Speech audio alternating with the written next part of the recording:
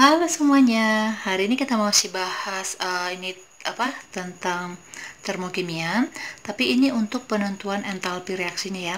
Jadi untuk penentuan entalpi reaksi itu nanti ada dengan 4 cara, yaitu yang pertama adalah kalorimetri, terus ada yang kedua itu berdasarkan energi pembentukan entalpinya, terus yang ketiga berdasarkan energi ikatan, dan yang keempat itu ada dengan hukum Hess. Oke, jadi yang akan kita bahas kali ini yaitu tentang kalorimetri. Oke, ini kita bahas teorinya dulu, nanti kita bahas yaitu soal-soalnya.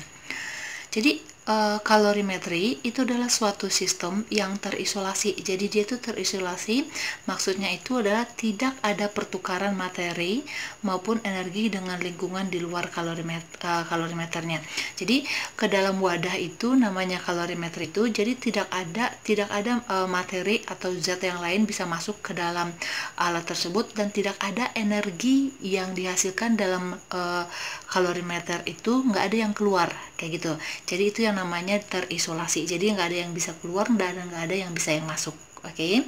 Jadi karena dia nggak ada yang keluar dan nggak ada yang masuk, sehingga mengakibatkan kita bisa menghitung kalor yang dibebaskan oleh reaksi yang terjadi di dalam kalorimeternya.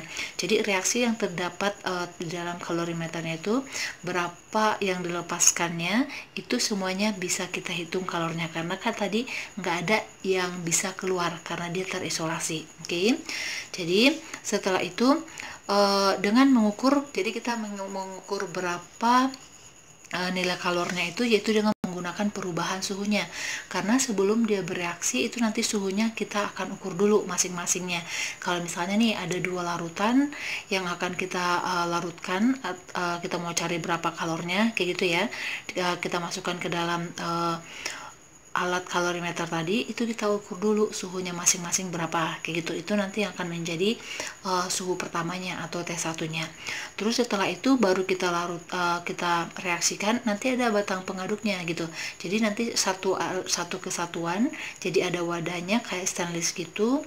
Terus ada juga dia batang pengaduknya, tapi itu tetap terisolasi ya, walaupun dia ada batang pengaduknya kayak gitu. Jadi setelah nanti dia udah bereaksi, itu nanti diukur suhunya. Jadi dengan adanya perbedaan suhu di dalam kalorimeternya, maka jumlah kalor yang diserap itu bisa dihitung kayak gitu. Jadi kalau misalnya dia cuma ada air doang, ya udah berarti kita bisa hitung berapa jumlah kalor yang dihasilkannya dengan perubahan suhunya kayak gitu ya. Jadi rumusnya itu adalah, kalau misalnya di dalam kalorimeternya cuma ada air atau di larutan, nggak apa-apa, sama aja. Rumusnya adalah M kali C kali delta T. Oke, C di sini ini kalor jenis ya, ini C kecil. Oke, beda dengan yang ini C besar. Ini adalah kalor yang ada di dalam kalorimetrinya. Oke, jadi beda. Ini khusus untuk larutan, ini untuk kalorimetrinya. Untuk kalorimetrinya berarti C ini adalah kapasitas dikali dengan perubahan waktunya. Atau sama aja juga, kapasitas itu diperoleh dari massa dikali massa jenisnya. Oke. Jadi jika kalorimetri ini ya itu diabaikan, jadi kita nggak hitung nilainya itu gitu, maka nilai perubahan entalpi reaksi itu hanya bergantung pada nilai kalor larutannya atau kalor dari air, kalau misalnya cuma air doang kayak gitu. Jadi untuk menghitung itu, kalau hubungan antara perubahan entalpi dengan kalor itu sendiri adalah delta H itu sama dengan minus dari Q larutan dibagi dengan N kayak gitu. N di sini adalah mol ya. Atau misalnya gini, ini kita bisa katanya tadi ini diabaikan ya, dengan konsepnya gini.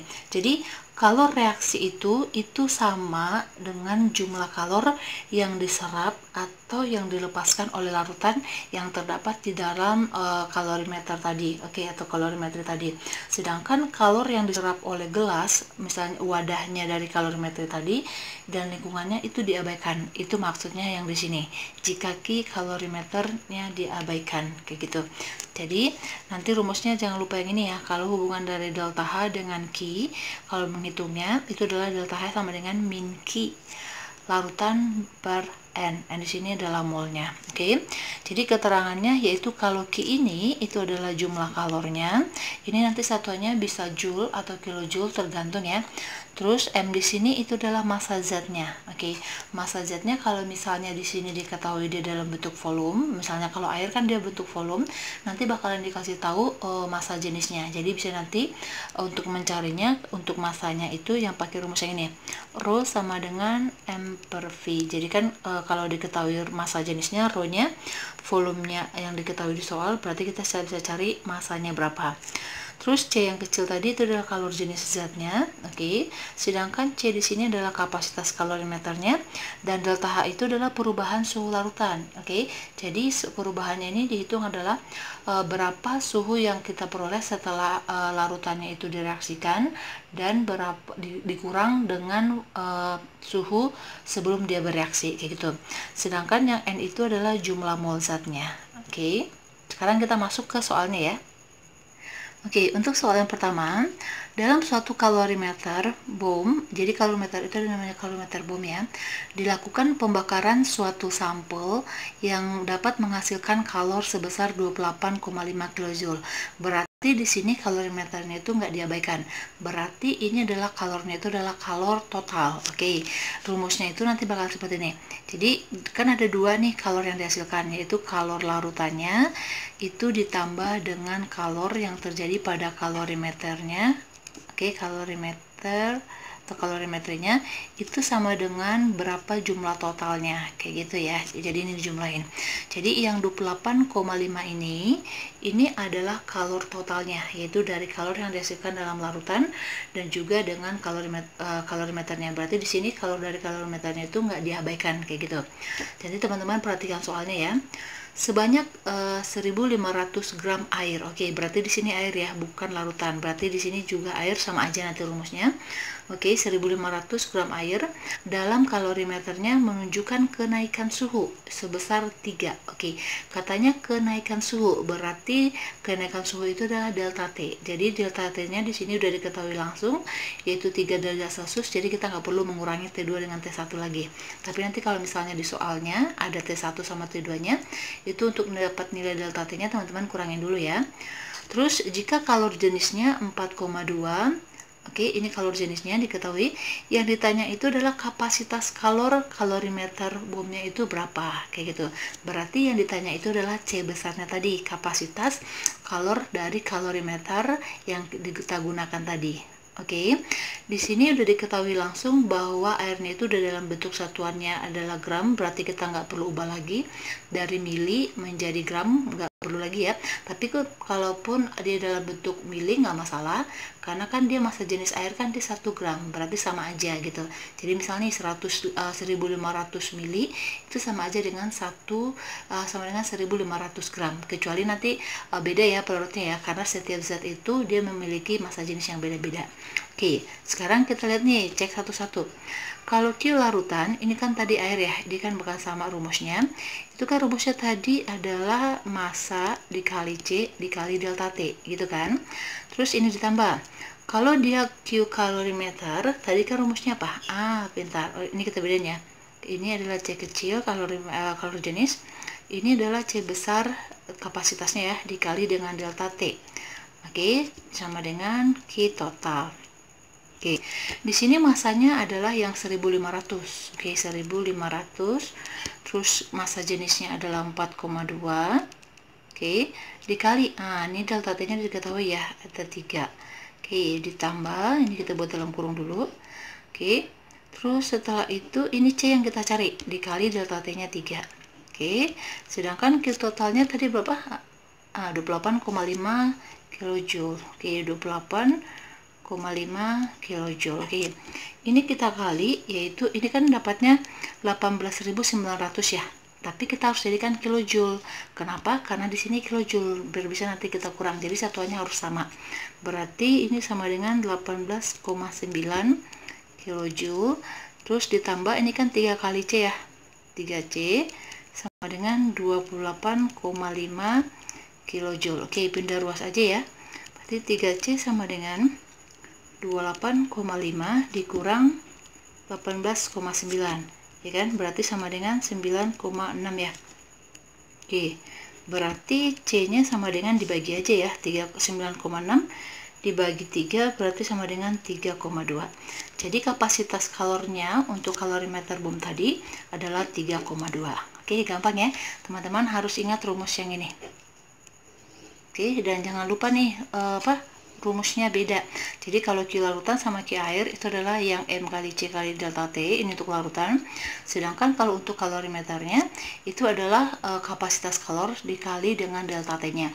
Jadi teman-teman perhatikan soalnya yang yang perlunya itu apakah nanti kalorimeternya itu kalornya diabaikan atau enggak, atau mungkin soalnya akan seperti ini. Oke, kita lanjut soal yang kedua ya.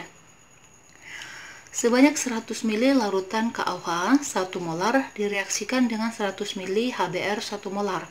Ternyata suhu larutan naik dari 27 derajat Celcius menjadi 35. Oke. Jika kalor jenis larutan dianggap sama dengan air. Oke, berarti satu ya. Yaitu kalor jenisnya 4,2, ini kalor jenisnya berarti C kecilnya. Besarnya perubahan entalpi dari reaksi netralisasi. Oke, di sini adalah yang diminta bukan energi, tetapi yang diminta bukan kalor, tetapi adalah perubahan entalpinya. Berarti ditanya adalah delta H-nya. Oke, berarti kita cari dulu dong Q-nya, ya kan? Nih, ini ada dua larutan nih, yaitu KOH sama HBr.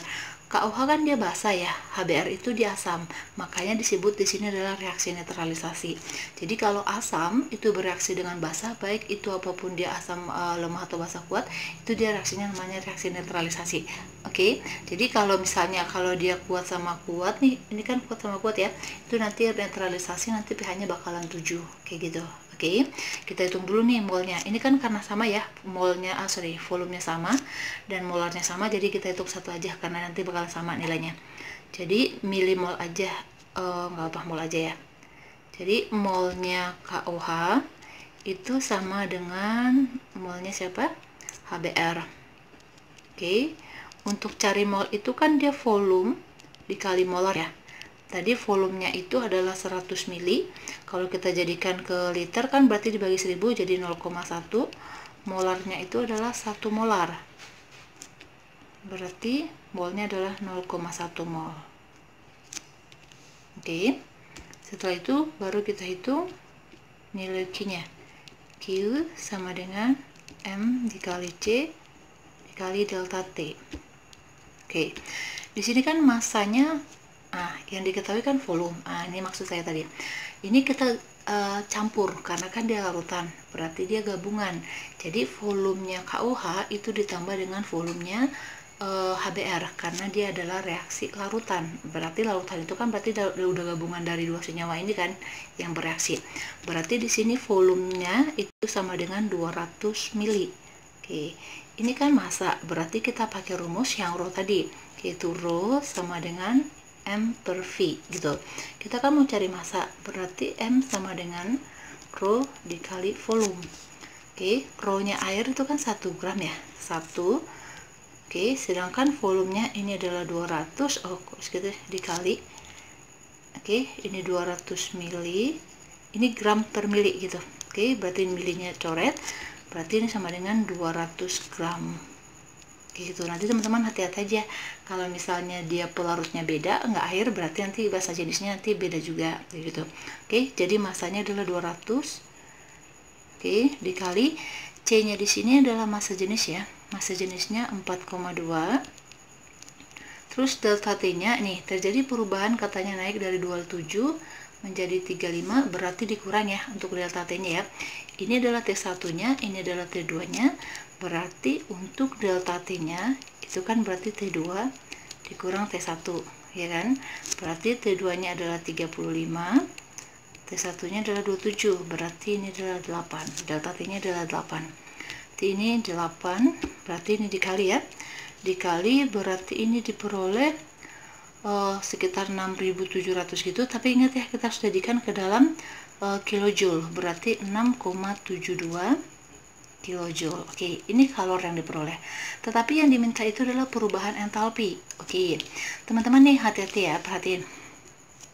Di sini kan molnya ada dua nih larutan, terus mol yang mana kita pakai kayak gitu. Oke, teman-teman harus hati-hati gini. Ini kan reaksinya, bentar dulu ya, ini KOH sama HBr ya. Oke, KOH ditambah dengan HBr. Ini kan hasilnya nanti bakal terbentuk KBr ditambah H2O. Oke, jadi reaksi netralisasi itu adalah reaksi pembentukan air. Jadi yang kita gunakan itu adalah molnya air. Ini kan tadi berapa yang kita tuh 0,1 ya. Oke, ini reaksinya udah setara, berarti kita masukkan ini pakai MRS. Oke, teman-teman masih ingat ya yang stoikiometrinya. Karena dia sama, berarti ini tepat habis bereaksi. Nah, ini enggak ada awalnya. Nah, ini 0,1. Oke. Nah, ini yang kita gunakan. Oke. Terus teman-teman ingat lagi, kita kan yang dapat kita peroleh tadi adalah Q-nya. Hubungannya yang kita carikan delta H. Jadi delta H itu sama dengan min Q per N. Jadi nilai delta H kita sama dengan min Q-nya kita adalah 6,72 dibagi molnya 0,1 mol. Berarti sama dengan 67,2. Oh iya, sorry, ini min ya.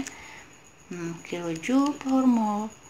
Jadi perubahan entalpinya itu adalah minus 67,2 kilojoule per mol. Oke, gampang kan? Oke, kita masuk ke soal yang ketiga, soal yang terakhir. Sebanyak 50 ml larutan NaOH 0,2 molar. Ini sudah diketahui nih suhunya 28, direaksikan dengan 100 ml larutan HBr 0,1 molar 32 derajat Celcius. Oke, di sini hati-hati ya. Ini beda. Ini 50 ml, ini 0,2, ini 100 ml, ini 0,1. Berarti nanti kita harus hitung mol masing-masingnya. Dalam kalorimeter yang menghasilkan suhu akhirnya katanya 40. Berarti ini adalah T2-nya. Sedangkan T1-nya ini masing-masing. Oke, berarti nanti kita harus rata-ratain dulu yang ini. Itu yang merupakan T1-nya. Oke.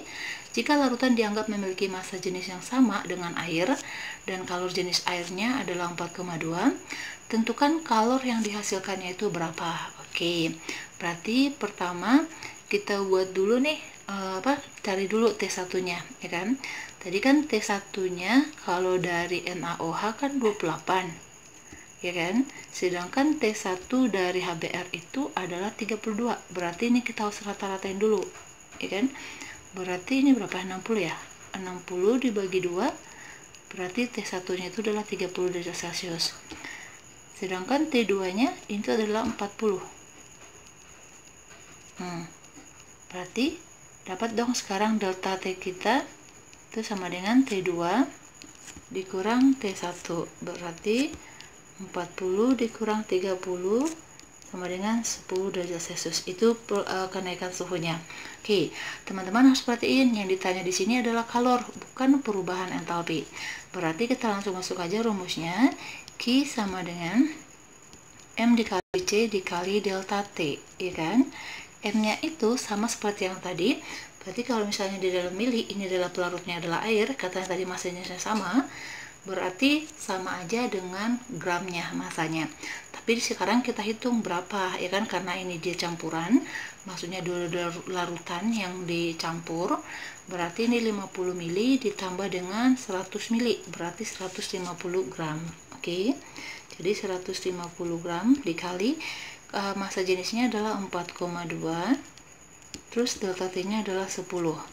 Berarti ini setelah kita hitung dapat nilainya adalah 6300, tapi ingat kita jadikan ke kilojoule, berarti 6,3 kilojoule itu adalah kalor yang dihasilkan. Oke, tetapi nih kalau misal ya kita tambah soalnya ditanya adalah nilai delta H-nya berapa. Oke, kalau tadi di soal yang kedua itu jumlah volume dan jumlah konsentrasi larutannya yang dicampur itu sama. Terus kalau ini kalau beda gimana? Nggak masalah. Oke, ingat aja dia adalah reaksi penetralan. Karena kan ini basa, ini adalah asam. Kita lihat dulu apakah dia netral atau enggak, kayak gitu. Kalau penetralan itu berarti nanti akan terbentuk air. Jadi molnya air itu yang akan kita gunakan, kayak gitu. Dengan syarat nanti asam dan basanya bakalan habis bereaksi ya. Oke, kita hitung dulu molnya. Jadi molnya dari NaOH ya kan, berarti kan volume dikali molarnya. Volumenya kan tadi 50 mili ya, 50 mili berarti 0,05 dikali 0,2, ya kan, berarti sama dengan berapa nih, 0,001 ya. Oh iya, sorry, kelebih atau O nya kelebih 1, O nya nolnya 0,01 mol. Oke. Sedangkan kalau untuk mol dari siapa, HBr nya tadi kan volumenya 100 ya, berarti 100 itu adalah 0,1 liter ya, dikali tadi konsentrasinya adalah 0,1, berarti sama dengan 0,01 mol. Oh, ternyata dia sama walaupun tadi ini volume sama konsentrasinya beda, berarti nggak masalah dong, ya kan. Berarti kalau kita buat reaksi penetralannya, berarti NaOH ditambah dengan HBr, ini kan hasilnya nanti jadi NaBr ditambah H2O, ya kan. Berarti ini 0,01, ini 0,01, ini reaksi dasar ya. Ini MRS, teman-teman ingat lagi nih, MRS di stoikiometrinya. Oke, kalau misalnya masih ragu MRS-nya, cek aja nih di video sebelumnya udah ada. Oke, ini berarti 0,01, ya kan? Udah, kita pakai yang ini dia molnya. Oke, berarti kalau untuk cari delta H-nya, ingat tadi berarti min Q per N, ya kan? Q kita tadi 6,3, berarti min 6,3 dibagi dengan 0,01, berarti nanti akan kita peroleh minus 630 kJ per mol. Itu dia kalau cari delta H-nya. Tapi kan yang kita cari adalah Q-nya.